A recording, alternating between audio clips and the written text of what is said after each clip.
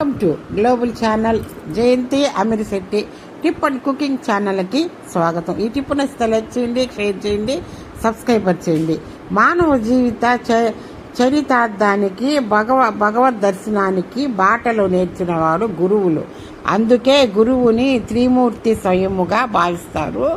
గురు పౌర్ణమి, ఆషాఢ పౌర్ణమి, వ్యాస పౌర్ణమి ఇలా ఏ పేరుతో పిలుచుకున్నా ఈరోజు ఎంతో పవిత్రమైనది.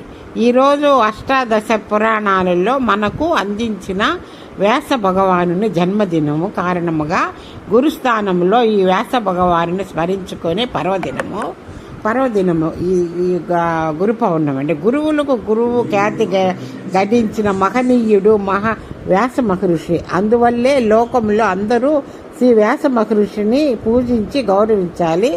ఆషాఢ పౌర్ణమిను గురు పూజతో ఉత్సవం చేయటము మన భారతీయ సంస్కృతిలో భాగమైంది.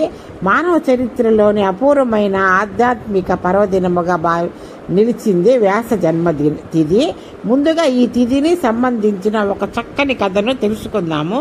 ఒక శిష్యుడు తన గురువు గారిని వెతుకుతూ చివరికి ఆయనను కలుసుకుంటాడు. కొంతకాలం తరువాత శిష్యుడు సెలవు తీసుకుంటూ తిరిగి ఎప్పుడు దర్శనమిస్తారని గురువు గారిని అడుగుతాడు. అప్పుడు గురువు గారు, శిష్య, నీవు నన్ను దర్శించాలని కుతూహలముగా ఉన్నావు కనుక విను.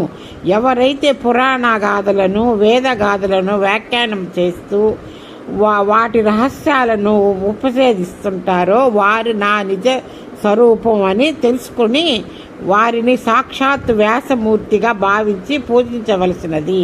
నేను ఎల్లప్పుడూ ఇటువంటి పౌరాణికులందరిలోనూ ఉంటాను అని అంటాడు. అందువల్ల పౌరాణికులు, కథలు, బోధకులు అందరూ గురువులే. పురాణకారంలో నిగూఢముగా ఉన్న విషయాలన్నీ తెలుసుకోవాలంటే వ్యాస మహర్షి అనుగ్రహం అవసరము. అందుచేత మనము వ్యాస పౌర్ణమి నాడు పౌరాణికులను, మన గురువులను పూజించి తగిన విధముగా సత్కరించాలి. హిందూ మతంలో భగవంతుని తెలుసుకోవడానికి ముఖ్యమైన ఆలంబనగా గురువును భావిస్తారు. తమ జీవితాలకు సరైన మార్గ నిర్దేశం చేయటానికి కావలసిన సాధన సంతృప్తి గురువు ద్వారా లభిస్తుందని అందరి విశ్వాసం. గురువులుగా ప్రసిద్ధిగాంచిన ఆదిశంకరులు, దత్తాత్రేయులు, శ్రీ షిరిడి సాయినాథుడు మొదలైన వారిని ఈరోజు కొలుస్తారు. ఈ గురు పౌర్ణమి ఉత్సవాన్ని శ్రీ ఆదిశంకరులే ప్రారంభించారని కూడా చెప్తారు. అజ్ఞానం అనే చీకటిని తొలగించి జ్ఞానం అనే జ్యోతిని వెలిగించేవారే గురువు. మనం జన్మించిన తర్వాత మన కన్న తల్లిదండ్రులు ప్రథమ గురువులు కాగా మిగిలిన జీవితం మొత్తం మార్గనిర్దేశం చేసిన వారు గురువు. సమస్త ప్రకృతిలో నిండిన నిబిడీకృతుడై జ్ఞానాన్ని, ప్రేమను పంచడానికి గురువులు ఎల్లప్పుడూ సిద్ధముగా ఉంటారు. ఆ మహోత్తర జ్ఞానాన్ని అందుకోవడానికి శిష్యులకు సిద్ధశుద్ధి అవసరం. మనిషిలో గుప్తంగా దాగి ఉన్న జ్ఞానాన్ని, విశేష శక్తియుక్తులను వెలికితీసే మార్గనిర్దేశం కలిగిన వారే గురువు. మనమందరం గురువుకు తగిన గౌరవ మర్యాదలను కలిగిస్తూ వారి అడుగుజారుల్లో పయనిద్దాము. విశ్వ మానవ శాంతికి బంగారు బాటలు వేస్తాము. మనం ఇంటి దగ్గర చిన్నప్పుడు 6 సంవత్సరాలు దాటిన తర్వాత మనల్ని తీసుకెళ్ళి స్కూల్లో చేర్పిస్తారు. మనం ఎక్కువ ఉండేది గురువుల దగ్గరే.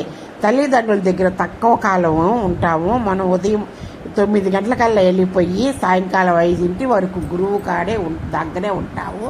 గురువులు మనకు అందించిన, మనం ఇలా ఉన్నాము జ్ఞానం అంటే మనకి గురువులు నేర్పిన విద్యే, మనకి గురువు గారు నేర్పిన విద్యే. ఇప్పుడు మనకి జ్ఞానం వచ్చిందంటే గురువులే మనకు కారణము. గురు బ్రహ్మ, గురు విష్ణు, గురుదేవో మహేశ్వర అంటారు. ఆ గురువు అంటే సాక్షాత్తు త్రిమూర్తులతో సమానం. ఇప్పుడు కూడా మనం చూడండి, పాతకాలపు వాళ్ళు ఎక్కడైనా మనకి గురువు చిన్నప్పుడు ఐవోరు కనిపిస్తే 2 చేతులు వాటికి అయ్యే వచ్చేస్తాయి నమస్కార పద్ధతిలో.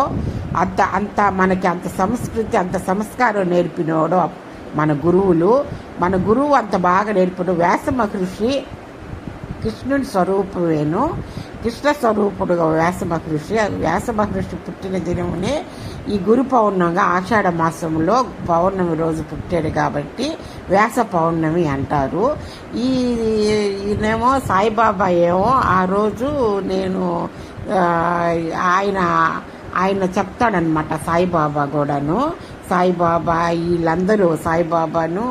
వీళ్ళందరూ గురువులేను, దత్తాత్రేయ స్వామి వీళ్ళందరూ గురువులేను. ముఖ్యంగా ఈ పౌర్ణమి, వ్యాసుడు జన్మించిన రోజు. ఆయన కృష్ణ భగవాని స్వరూపం, ఆయన శ్రీకృష్ణ పరమాత్ముని స్వరూపం. ఆయన జన్మే శ్రీకృష్ణ జన్మ వ్యాస మహర్షి, అందుకని ఆయన్ని గురువు అంటారు. ఆయన మహాభారతాన్ని ఆయన సంస్కృతంలో రచించాడు వ్యాస మహర్షి. అసలు